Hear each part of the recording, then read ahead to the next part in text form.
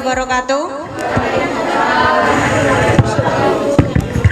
Perkenalkan, nama saya Deviana Putri Effendi dan saya ditemani oleh dua rekan saya, Ahmad Ainur Rafiki dan juga Mas Aksanul Beni. Kami dari program studi Ilmu Komunikasi Fakultas Ilmu Sosial dan Ilmu Budaya Universitas Trunojoyo Madura. Kami di sini mengampu pendidikan pada semester 3. Jadi kami di sini ingin memberikan sosialisasi kepada teman-teman semua mengenai melek hukum penggunaan media sosial di kalangan generasi muda. Seperti yang kita tahu bahwasanya saat ini perkembangan teknologi dan komunikasi informasi sangat berkembang dengan sangat pesatnya. Entah itu bahkan telah merajalela di seluruh dunia. Salah satunya yaitu negara Indonesia. Bahwasanya kita tahu negara Indonesia telah menjadi pelopor bahwasanya iptek ini telah berkembang dengan pesat. Tidak bisa dipungkiri bahwasanya ketika ada perkembangan teknologi dan informasi ini, kita tidak bisa membedakan mana yang merupakan berita hoaks dan mana yang merupakan berita fakta, karena kita tidak bisa mengendalikan hal-hal tersebut. Maka dari itu dengan adanya sosialisasi ini diharapkan kita sebagai generasi muda, sebagai generasi penerus bangsa mampu untuk memilah-milah informasi yang nantinya akan disebarluaskan ke publik seperti itu. Dan kita sebagai generasi muda harus menjadi agen edukasi minimal untuk dirinya sendiri, baru nantinya bisa atau mampu untuk diimplementasikan kepada masyarakat sekitar seperti itu. Dengan adanya media komunikasi secara daring ini, itu kita akan ketika berkomunikasi dengan orang lain ini sebagai sarana komunikasi yang sangat efektif. Misal saja ketika kita ingin mengupload foto, video atau apa, kita sudah tidak bisa mengendalikan komentar-komentar baik itu bersifat positif maupun negatif. Kita sudah tidak bisa mengendalikan hal tersebut. Ketika kita memposting suatu foto, banyak dari oknum-oknum A misal memberikan dampak-dampak positif dengan memberikan sanjungan, misal wah fotonya cantik nih gitu. Bisa jadi dari oknum-oknum lain itu memberikan body shaming kepada kita dengan hal-hal negatif seperti itu. Jadi diharapkan kita mampu untuk memilah-milah hal tersebut, karena kita tidak pernah tahu apa yang orang lain katakan mengenai diri kita seperti itu. Pada prinsipnya sendiri adanya media komunikasi ini, adanya media sosial ini juga lebih memudahkan kita dalam mencari informasi. Kita jadi lebih mudah dalam mencari relasi, dalam mencari pertemanan, itu akan jangkauannya semakin luas seperti itu. Bahkan di media sosial saat ini pun sering banget kita jumpai adanya bisnis-bisnis yang dilakukan secara online. Jadi adanya media sosial ini digunakan sebagai promosi atau sebagai alat pemasaran mereka di dalam berjualan seperti itu. Namun dampak negatif juga sering kita jumpai bahwasanya di media sosial secara daring ini sering kita jumpai konten-konten yang mengandung unsur sara, konten-konten yang berbaur dengan pornografi, konten-konten yang mengandung unsur-unsur secara tidak langsung memihak salah satu oknum-oknum politik tertentu seperti itu. Maka dari itu dengan adanya kemudahan kita di dalam berkomunikasi antar satu dengan yang lainnya, baik itu berada di dalam wilayah Indonesia maupun di luar dunia,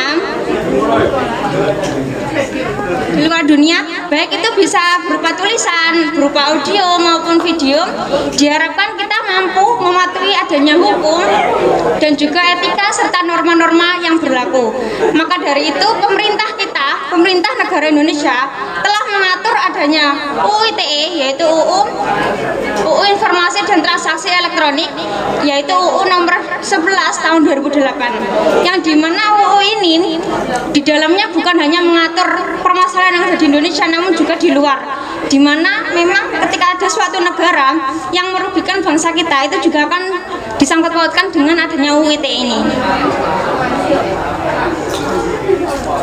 mungkin juga menyinggung sedikit bahwasanya mengenai literasi digital. Penting untuk kita mengetahui bahwasanya literasi digital itu sangat penting untuk kita lebih bijak di dalam menggunakan sosial media kita.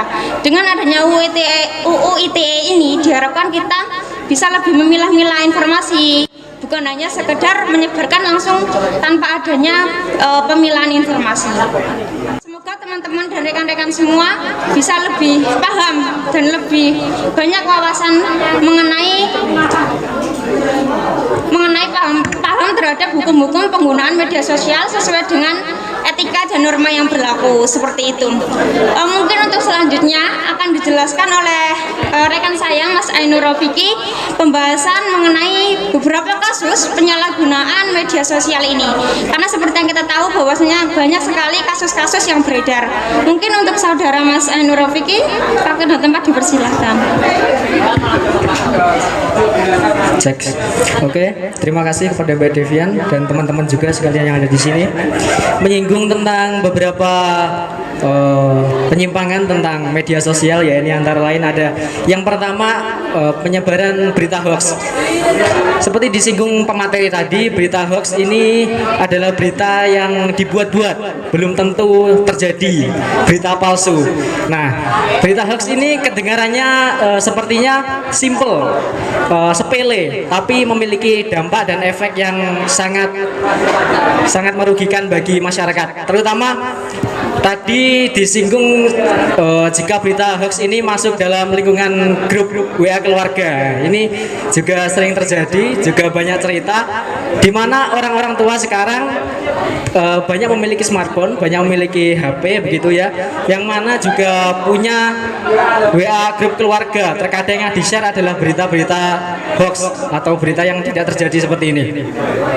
Kita sebagai generasi muda yang mana harus menjelaskan bagaimana benarnya berita ini yang sebenarnya tidak terjadi. Contohnya yang sekarang yang sedang booming adalah vaksin, ya, seperti ini. Vaksin, beberapa orang ada yang takut. Nah, ada berita seperti ini yang katanya nanti vaksin ada chipnya lah, atau apapun sebagainya, ada yang bisa membuat orang meninggal. Kalau dipikir secara logika, masa iya ada pemerintah yang mau membunuh masyarakatnya, kan seperti itu. Terkadang kita sebagai generasi muda menjelaskan kepada orang tua, terutama yang di grup keluarga ini, sungkan begitu, sering ditegur, awamu iku isek nom lho le, roh apa. Nah, kita sebagai generasi muda harus menjelaskan bagaimana caranya yang tadi sudah disebutkan oleh pemateri tersebut, bagaimana mencari buktinya, bagaimana solusinya. Tetapi terkadang orang tua juga begitu, ya, terkadang tidak mendengarkan solusi dari kita, dan terkadang juga ada yang keras begitu, yang menganggap kita sok pinter, bisa saja ditendang dari grup keluarga begitu, ya Mbak Devian. Yang selanjutnya ada mengupload foto dan video yang tidak senonoh. Kita di lingkungan negara Indonesia memiliki etika yang baik, tidak seperti di luar. Bukan mengatakan di luar tidak baik, bukan, ya, tapi memiliki etika dan tata krama, yaitu contohnya seperti dalam berpakaian. Terkadang di luar itu menganggapnya biasa, tetapi di lingkungan kita, di negara kita memiliki norma yang baik, memiliki etika yang baik. Terkadang berpakaian seperti itu tidak boleh untuk diupload ke media sosial ataupun ditunjukkan ke sebagai konsumsi publik dan lain sebagainya. Yang ketiga ada mengumpat dengan kata-kata kasar. Mungkin sebagian dari kita juga pernah melakukannya, sadar ataupun tidak. Mengumpat dengan kata-kata kasar ini bisa terkadang nama-nama binatang ataupun lain sebagainya. Itu sering terjadi kepada kita sendiri ataupun kita yang melakukan, mungkin dari teman-teman juga, mungkin dari saya sendiri, saya juga menyadari terkadang kita emosi begitu, ya, sebagai seorang mahasiswa banyak tugas, ada pandangan yang mungkin berbeda dari teman-teman. Terkadang kita emosi mengatakan sesuatu yang seharusnya tidak dikatakan kepada teman kita. Mungkin itu juga sebagai penyimpangan dalam media sosial kepada orang lain. Ya, selanjutnya yang keempat adalah membuli di media sosial, terutama kepada sosok-sosok baru yang mungkin lagi sedang viral begitu, ya, banyak di media sosial.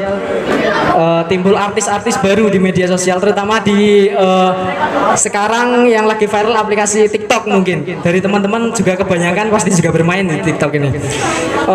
Di situ terkadang banyak membuli. Nah, ini terkadang bisa menjatuhkan mental seseorang. Saya juga bingung terkadang bagaimana teman-teman kok bukan dari teman-teman ini ya, mungkin orang-orang, mungkin dari orang-orang di luar sana terkadang bahkan membuat akun-akun palsu hanya untuk membuli seseorang. Kok niat banget gitu. Kita sebagai mahasiswa, sebagai orang yang muda, sebagai penerus generasi yang baik, pastinya akan bisa menanggulangi bagaimana ini agar tidak terjadi. Yang selanjutnya, yang kelima dan yang terakhir ini adalah pencemaran nama baik. Pencemaran nama baik ini tidak hanya terjadi di lingkungan kita, di lingkungan kecil saja, tapi juga di lingkungan luas dan bahkan bisa jadi antar negara. Terkadang saat kita bercanda lalu diupload ke media sosial, ada salah satu pihak yang tersindir, terkadang juga bisa dilaporkan sebagai suatu pencemaran nama baik. Oleh karena itu kita sebagai generasi muda harus bisa menyaring tentang apa yang harus kita share ke masyarakat luas, hal-hal positif. Bukan terkadang kita hanya bercanda, namun lawan bicara kita menangkap hal itu sebagai pencemaran nama baik. Hal itu juga bisa dilaporkan dengan syarat dan ketentuan tertentu. Mungkin seperti itu, Mbak Devian. Iya, Mas Rafiki, terima kasih atas penjelasan mengenai beberapa kasus ya penyalahgunaan penggunaan media sosial ini. Tadi juga dijelaskan bahwasannya ketika kita bermedia sosial kita sering kayak memposting apapun itu cuma dibuat bercandaan, tapi belum tentu pihak lain itu bisa menerima candaan kita. Jadi nanti berakhirnya malah di jalur hukum seperti itu. Untuk selanjutnya kita akan berbincang-bincang dengan Mas Aksanul Beni mengenai tips di dalam penggunaan media sosial sesuai dengan etika dan norma yang berlaku. Untuk Mas Beni dipersilakan waktu dan tempat. Ya. Baik, assalamualaikum warahmatullahi wabarakatuh. Perkenalkan, saya Aksanul Beni. Di sini saya akan memberi beberapa tips dalam hukum penggunaan sosial media yang bijak. Dan yang paling penting, kalau kita belum kenal, jangan kita respon berlebihan. Jadi direspon biasa saja. Itu tips yang pertama. Yang kedua itu menggunakan tatanan bahasa yang sopan dan tidak menyinggung pihak manapun. Jadi kita harus pandai-pandai berbahasa dengan orang, jangan sampai menyinggung orang lain. Misal kita berkomunikasi, misal saya berkomunikasi dengan Mbak Devian, jangan sampai saya ini membuat Mbak Devian marah dengan kata-kata saya. Jadi bijak-bijaklah berbicara dengan orang. Itu yang kedua. Untuk yang ketiga, tidak menyebarkan berita hoax yang tidak memiliki kebenaran di dalamnya. Contoh seperti yang dijelaskan Mas Rafiki tadi, banyak sekali berita hoax yang menyebar. Dan kita itu kuncinya hanya satu, waspada dan hati-hati. Jadi apapun masalahnya kita harus waspada, harus berhati-hati. Karena seperti yang dijelaskan Mas Rafiki tadi, banyak sekali hoax, berita hoax yang menyebar di media sosial. Contohnya yang dijelaskan Mas Rafiki tadi, WA keluarga itu, sangat dampaknya sangat besar itu. Bisa-bisa kita dikeluarkan dari kakak gara-gara menyebarkan hoax, melete lah gitu. Untuk tips selanjutnya itu yang keempat, yaitu tidak menjiplak atau memplagiat karya orang lain. Copy paste, mahasiswa copy paste. Dalam artian gini, jika ingin mengutip atau menyebarkan sesuatu harus disertakan sumber yang jelas agar tidak terjadi tindakan plagiat. Karena bisa berurusan dengan jalur hukum mengenai hak cipta. Jadi kita kalau mau mengambil karya orang itu disertakan namanya, ini karyanya ini karyanya ini, biar tidak terjadi kesalahpahaman. Jadi ada dampak positif dan negatifnya. Misal saya mau menjiplak karyanya Mas Rafiki. Misal saya buat puisi gitu, buat karangan puisi, dan di situ ada karyanya Mas Rafiki. Saya harus mencantumkan namanya Mas Rafiki. gitu. Jadi nggak boleh misal kayaknya karyanya Mas Rafiki tak kasih nama, misal puisi cinta gitu, terus tak kasih nama saya padahal itu karyanya Mas Rafiki, itu bisa dibawa ke jalur hukum, bisa, karena itu mencomot karya orang lain. Sebaiknya kita mencomot karya itu tapi menyertakan namanya Mas Rafiki, karena yang menciptakan Mas Rafiki gitu.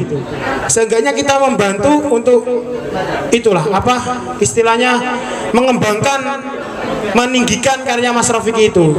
Jadi ada hal positifnya di situ. Dan yang terakhir yaitu tips yang terakhir yang saya dapat itu menggunakan berbagai sosial media untuk hal positif lah, kembali lagi ke hal positif, dan gunakan dengan bijak agar dapat menginspirasi banyak orang. Jadi kita sebagai pemuda, khususnya mahasiswa pemuda ini harus pandai-pandai lah pokoknya bersosial media itu, sebarkan hal-hal positif. Misal ada informasi penting itu disebarkan ke teman-teman secepatnya, siapa tahu ada yang membutuhkan gitu. Jadi saat kita bermedia sosial kita harus pandai-pandai. Pesan dari saya untuk menghindari hoax, ini kan tipsnya. Tips dari saya sendiri itu gini, berawal dari diri sendiri untuk bangsa dan negeri ini. Terima kasih. Silakan Mbak Tivian. Ya, terima kasih untuk Mas Beni mengenai pemaparan beberapa tips di dalam penggunaan sosial media. Iya, kita sebagai generasi muda tentunya kita harus bijak di dalam penggunaan teknologi ini ya, supaya supaya kita tuh mengantisipasi agar tidak terjerumus ke dalam hal-hal yang negatif. Karena masyarakat itu berhak untuk memperoleh haknya di dalam menerima informasi yang akurat, yang efisien, terjangkau dan juga baik dan benar. Untuk selanjutnya karena kita terbatas waktu ya, udah durasinya. Untuk satu pertanyaan saya batasi mungkin dari teman-teman rekan-rekan. Ya, silakan Mas. Iya Mas. Ya, jadi soal pemaparan Mungkin bisa maju Mas agar suaranya terdengar. ini ya. Iya. Ya, saya masalah hoax tadi ya. Kita kan tahu hoax itu kan sangat-sangat berbahaya bagi kehidupan ya. Misalkan ada berita ini sampainya. Saya lihat gini, kan kita sudah ada UIT. Itu apakah selama ini UIT itu sudah mencerminkan untuk penanggulangan hoax atau perlu dibuat regulasi baru lagi? Ya, baik, terima kasih atas pertanyaan dari Mas Diva ya tadi. Mas Diva, terima kasih. Jadi kalau menurut saya pribadi adanya regulasi di dalam penggunaan sosial media untuk menanggulangi berita hoax itu sebenarnya memang sudah ada gitu ya. Namun mungkin regulasinya lebih diperbarui. Karena kalau kita tahu saat ini media digital itu tidak bisa lepas dari diri kita. Kalau kita lihat itu sekarang sangat sering sekali kita jumpai anak-anak kecil itu yang membaca sebuah berita atau membaca apapun itu dari media cetak. Kita akan lebih sering menggunakan atau memperoleh informasi dari media secara online seperti itu. Bahkan acara-acara televisi pun sekarang juga sepertinya banyak yang hanya mengunggulkan sensasional. Tidak banyak konten-konten yang tidak mendidik sebenarnya. Itu tapi ditampilkan di layar televisi kita. Jadi menurut saya adanya UU ITE ini sebenarnya sudah sangat baik penerapannya. Ini sebagai apa ya? Agar kita tuh lebih bijak di dalam penggunaan sosial media. Jadi masyarakat itu tidak hanya berkomentar sesuka hatinya, tapi harus adanya etika-etika dan norma yang berlaku di masyarakat. Jadi adanya UU ITE ini nantinya bisa diperbarui dengan adanya regulasi sosial media. Buat nanti ke depannya baik masyarakat kita tuh dari anak kecil itu juga tahu bahwasannya memang ada aturan-aturan serta etika hukum yang harus dipatuhi. Mungkin seperti itu Mas Diva. Jadi harus adanya penyesuaian terhadap UU ITE kita. Karena kan kita tahu ITE adalah sekarang dianggap sebagai pasal karet. Dan artinya harus ada pembaruan ya, regulasi kita terus itu. Ya, menurut saya memang harus ada pembaruan karena perkembangan teknologi dan informasi saat ini kan di seluruh dunia itu emang udah nggak ada batasan istilahnya seperti itu. Jadi semua masyarakat itu berhak untuk berkomentar gitu. Mungkin seperti itu Mas Diva. Terima kasih atas pertanyaannya. Saya mohon maaf yang sebesar-besarnya selaku pemateri sosialisasi hari ini dan juga dua rekan saya Mas Rofiki dan juga Mas Beni. Terima kasih kepada semua partisipan yang ada di sini. Saya mohon maaf yang sebesar-besarnya. Akhirul kata, wassalamualaikum warahmatullahi wabarakatuh.